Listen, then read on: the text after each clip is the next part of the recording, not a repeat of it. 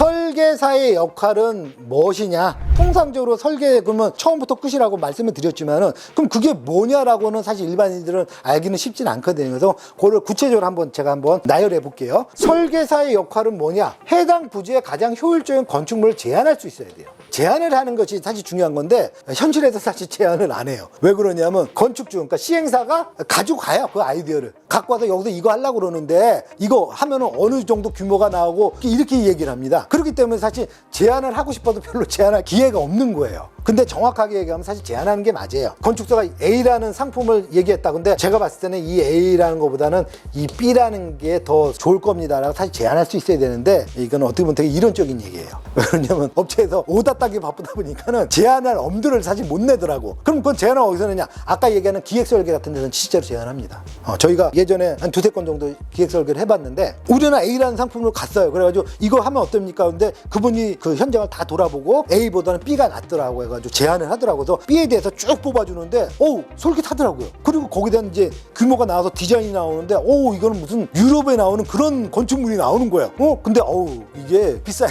설계비가 비싸는 건 둘째치고 공사 단가가 그 당시 평당 500 할 때 평당 800 나오더라고요. 평당가가 공사비가. 왜냐면 그걸 맞춰서 이제 나가야 되니까 뭐 노출 콘크리트부터 시작해가지고 어쨌든 간 했어요. 그렇게 진행했어요. 그러니까 실제 우리가 생각했던 공사비보다 비용이 훨씬 많이 나왔어요. 근데 나중에 다 만들어 놓고 감정평가를 해봤더니만 그 주변에 있는 비슷한 건축물보다 감정평가가 25%에서 30%가 더 나오더라는 거예요. 왜? 그만큼 랜드마크가 되더라는 거예요. 그래서 역시 돈을 뿌린 만큼 그 이상으로 걷어들이는구나 라는 걸 저도 실제로 배웠어요 그때. 물론 이제 그거는 어느 정도 자금력도 있어야 되고 분양형에서는 사실 안 돼요. 이거는 이제 쭉 임대를 갖고 자식한테까지 넘어가겠다 이 생각으로 하셔야지만 그게 가능한 얘기인데 근데 확실히 다르더라고요. 그래서 아무튼 제안을 할 수 있어야 되는데 현실적으로 사실 어렵다. 분양형에서는 사실 거의 없어요. 왜냐면 이미 시행사에서 다 갖고 가요. 그래서 이렇게 해주세요 라고 얘기를 하지 제안을 해줘 이런 얘기는 시행업체에서 안 받아줍니다. 그렇기 때문에 이거는 별로예요. 그 다음에 두 번째 가장 적합한 도면, 그러니까 설계 도면이죠. 설계 도면에는 뭐 종류가 되게 많습니다. 그래서 중요한 건 뭐냐면 적합하다는 건 뭐냐면은 시행사가 요구하는 그 사항이 설계에 다 녹여지느냐예요.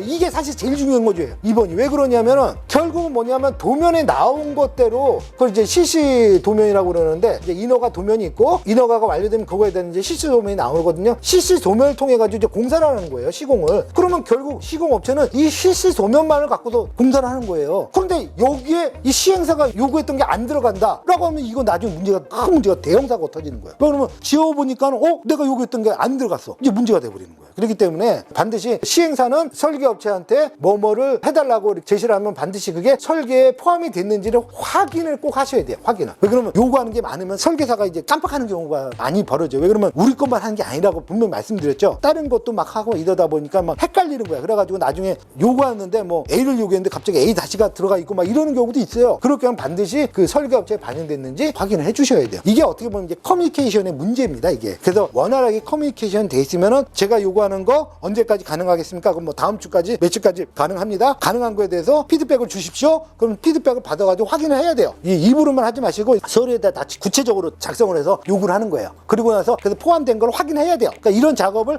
커뮤니케이션을 통해 가지고 원활하게 이루어져야지만이 나중에 하자가 없다. 그걸 반드시 꼭 말씀드리는 겁니다. 이거. 그다음에 세 번째는 설계를 통한 건축물의 시공비 절감 방안 제시. 4번은 중요합니다. 각종 시임이라든지 아니면 평가 받는 거 이런 것들에 대해서 이제 대응을 해줘야 돼요. 대응. 이거는 설계 업체도 이거를 다 도면을 만들어줘야 된다는 얘기예요. 도면을 만들어가지고 거기에 대해서 심의를 넣어줘야 되고 평가원에 집어넣어줘야 되는 거예요. 그래가지고 그걸 바탕으로 나와야 돼요. 그래서 만약에 심의가 있는데 심의가 뭐 부결이 났다든지 그럼 부결 난 조항에 대해서 뭐뭐뭐는 변경을 해도 제안을 합니다. 그럼 그거에다 다시 만들어서 또 집어넣어야 되고 이런 것들을 해야 되는 거예요. 그래서 이런 것들은 다 당연히 설계업체에서 설계 도면을 만들어줘야 돼요. 이건 건축주가 할 수 있는 게 아니에요. 물론 건축주 이름으로 하지만은 당연히 설계업체에서 그거를 도면화 시켜서 보내줘야지만이 가능하다라는 거에서 이 4번 같은 것도 되게 중요하고요. 인허가 대행할 때 당연히 설계에 포함이 되어야 되는 당연한 얘기고요. 그 다음에 다섯 번째로 보면 이제 공사 진행과 설계 도면의 수정. 그러니까 하다 보면은 불이타 같은 것들이 생길 수가 있어요. 왜 그러냐면 토목 공사를 하려고 했는데 아유 이거 여기 뭐 안반이 어마어마한 게 나왔네. 이럴 경우는 이거 못 파요. 비용도 많이 들고 변경을 해야 된단 말이죠. 근데 이런 거 불이타 같은 것들 생기는 거 이럴 경우에 이런 걸 사전에 미리 설계업체에서 다 확인합니다. 그래서 그럴 경우에 빨리빨리 설계를 변경해주고 그걸 바탕으로 또 되는 문제다 보니까 이런 커뮤니케이션이 잘 돼야 되고 그다음에 최종 건물에 대한 준공 사용 승인을 득하는 것도 마찬가지로 최종적으로 해야 돼요. 그래서 설계업체에서 하는 일이 사실 엄청 많습니다. 어떻게 보면 제일 중요한 것들을 하는 거거든요. 그렇기 때문에 모든 것들이 이 설계 도면에 다 녹일 수 있어야 되고 그거대로 공사가 진행돼야 된다는 걸 반드시 명심을 하시기 바랍니다. 그 다음에 네 번째는 이제 분양 대행사입니다. 제가 앞에서 설명했죠. 분양 대행사도 상당히 중요하다고. 분양 대행사의 역할에 대해서 한번 쭉 볼게요. 시행 사업에서 의외로 중요한 부분이 바로 분양 대행사예요. 왜? 분양이 잘 되는 시점에서는 쉽게 말해서 지금 주택이 없어가지고 서울 같은 경우 입주가 부족하잖아요. 공급이 부족하잖아요. 이렇게 서울에 그냥 웬만한 거 그냥 아파트 분양한다 그러면 그냥 빵빵 터져요. 그게 어디 있든 간에 어떤 대행사가 하든 간에 빵빵 터진단 말이에요. 그런데 이제 분양이 좀 어려운 시기가 돌아하잖아요. 그때 가서는 이제 분양 대행사끼리 이 전략 문제, 능력 문제가 확 부각이 돼요. 정말 잘 되는 데는 어려워도 분양을 완판시키고 그렇지 못한 데는 힘들어진다는 얘기예요. 그래서 이런 것들은 결국 분양이 어려운 시기에서는 그 능력이 차이가 확 난다라는 걸 염두에 드리고요. 아무리 좋은 곳에 멋진 건물을 지어도 결국 분양이 되지 않으면 사업은 실패한다. 즉 결국은 뭐야? 모든 핵심은 분양성의 분양성. 분양성 누가 분양해? 분양 대행사가 하잖아요. 그러니까 가장 중요하죠. 개발 사업에서 분양이 안 되면 꽝이니까 분양이 되더라도 얼마큼 빠른 시간에 단기간 안에 최대한 많이 되느냐 이게 핵심인 거죠. 그런 이유는 뭐냐? 국내 분양 대행사들은 외국과는 달리 특이한 구조를 가지고 있는데 대형 분양 대행사들은 메이저급으로 10개 정도가 되고 대부분이 이제 소형 분양 대행사들인데 이게 바로 에이전트급인데 이게 수도 없이 많아요. 왜냐하면은 부동산 사업에서 제일 가장 손쉽게 시작할 수 있는 게 바로 분양 대행사예요. 이러다 보니까 어떻게 하냐면 직원이 뭐 대표랑 직원 한 명 딱 2명만 있어요. 그러고는 어떻게? 무조건 오다를 때려 가는 거야. 어떻게 가만히든 하든 어쨌든 해서 오다를 받아오잖아요. 오다 받아오는 그때부터 이제 조직을 꾸리는 거야. 막 본부장 모집하고 막 이래가지고 그때부터 조직을 짜는 거예요. 그리고 나서 분양이 딱 끝났다? 그럼 다시 쫙 나가요. 그리고 나서 또 오다 따면 또 싹 끌고 와. 이런 식으로 상주하지 않는다. 상근하지 않는다 이거야. 계약식 직원이지. 가가지고서 이게 계속 뜨내기식으로 하다 보니까 이 아무래도 경험이라든지 전문성이라든지 회사에 대한 어떤 팀워크라든지 이런 것들이 많이 떨어질 수밖에 없어요. 그래서 가능하시면은 분양 대행사는 좀 메이저급으로 쓰시는 게 맞다. 제가 그랬죠? 개발 사업은 싼 게 비지덕이다. 돈이 좀 들더라도 제대로 된 업체랑 협업 관계를 하는 게 가장 좋은 방법이다 라고 말씀을 다시 한번 드립니다. 분양 대행 수수료 이건 통상이에요. 입지와 상품과 상한에 따라서 다를 수가 있어요. 메이저 시공사 기준은 아파트 같은 경우는 뭐 세대당 뭐 500만 원, 뭐 미분양은 또 제외지 당연히 더 비싸야 되는 것이고요. 그다음에 오피스나 빌라 같은 경우 뭐 세대당 500에서 700만 원 정도. 이제 1, 2번은 이제 통상 이제 건당으로 하는데 3번은 건당이 아니에요. 이건 지산, 뭐 상가, 오피스는 매출액을 통상으로 기준해서 뭐 5에서 7% 어떤 경우는 미분양 났다 그러면 뭐 제가 15%도 받습니다. 얼마나 분양이 안 되면 그래? 분양 수수료가 15%야, 15%. 그만큼 이제 악성이란 얘기야. 이게 DX라고 그래가지고 복합 사업이 됐다. 그래서 1층부터 3층까지는 근생, 나머지 뭐 4층부터 15층까지는 뭐 아파트. 그러면 여기는 이제 건당 뭐 500, 요거는 총 금액의 뭐 5에서 7% 이런 식으로 가요. 근데 사실 이게 미분양이 될 확률이 높거든 요즘. 그러면 이거 미분양 됐다. 쉽게 말해서 악성 미분양이다. 그럼 나중에 이거는 어떻게 하냐? 임대를 놓고서 분양을 치거든요. 그러니까 이미 다 정산을 해야 되는 부분이기 때문에 대출을 받아가지고 그걸로 이제 상환을 해야 되잖아요. 대주전 상환을 다 끝난 다음에 그때는 이제 대출을 끼고 있는 상황에서 임대를 맞추고 이제 임대 수익률을 높여 최대한. 왜? 높여야지 분양이 되니까. 그래서 그걸 갖고도 이제 개별 분양을 합니다. 이럴 경우에는 뭐 10%, 어떤 경우는 뭐 15%도 제가 봤어요. 그만큼 상가가 쉽지 않다는 얘기예요. 그 다음에 타운하우스, 전원주택, 이건 세대당 1000만 원 이상 최소야 이거. 어떤 경우 뭐 1500 이런 경우도 있고요. 이래요. 뭐 이것도 상황에 따라 달라요. 경기 좋고 예를 들어가지고 뭐 좀 환경이 좀 어렵다 그러면 이런 것도 사실 잘 나갑니다. 그것도 이제 전원주택지 해가지고 전체 뭐 100세대 뭐 이러면 그런 건 또 잘 나가요. 근데 전원주택 뭐 10개 뭐 이런 식으로 있으면 이제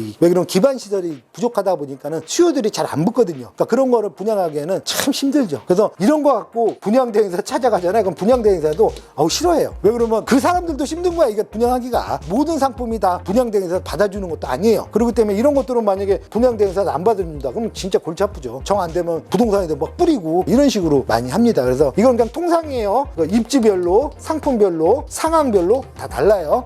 통상 그냥 참고하시면 돼요. 그 다음에는 가능하면 설계 단계 1단계부터 분양대행사 참가시키는 것이 좋다. 이건 제가 누누이 말씀드리죠. 왜냐하면 결국 판매는 분양대행사가 하는 것이기 때문에 직접 판매하는 사람이 가장 잘할 수 있다는 얘기야. 파는 사람이 가장 잘할 거 아니에요, 이거에 대해서. 이게 잘 팔리지 안 팔리는지 이제 노하우가 있고 경험이 쌓여 있기 때문에. 그래서 사실 파는 사람이 제일 잘 알아야 돼요. 그래서 그 사람이 가장 잘 팔 수 있는 상품의 설계가 나와야 되기 때문에 그렇습니다. 하지만 현실은 어떻게 된다? 건축주와 설계사 자기 입맛에 맞춰서 설계를 해서 정작 판매자인 분양대행사는 판매에 어려움을 겪는 경우가 대부분이다. 예, 맞아요. 현실이에요. 따라서 소비자의 구매 조사 등을 거쳐 현재의 구매 트렌드와 소비가 요구하는 사양을 결정한 후에 설계에 반영해야 된다. 이랬으면 좋겠는데 현실은 그렇지가 못해요. 왜 그러면 시행사에서 분양대행사를 별로 이렇게 크게 중시를 안 하기 때문에 그래요. 통상 분양대행사의 분양성 조사 평가 보고서 이거 같은 경우는 어떻게 하냐면 이제 어디서 요구하냐면 금융권에서 대주단에서 요구해요. 그래가지고 자체적으로 분양성 평가했는데 이거 좀 긴가민가하다. 그럼 어떻게 하냐면 공신력이 있는 분양 전문하는 업체에 분양평가 보고서를 좀 제출해 달라. 분양평가 보고서 하려면 또 그것도 돈이거든요. 몇천 들거든요. 그래서 뭐 MDM 평가 보고서가 있어요. 그래가지고 이거 평가 보고서를 좀 제출해라. 그럼 우리가 이거에 대해서 반영을 하겠다. 이렇게 금융권에서 얘기합니다. 그럼 결국 갖다 줘야 돼. 안 갖다 주면 자금 조달이 안 되니까.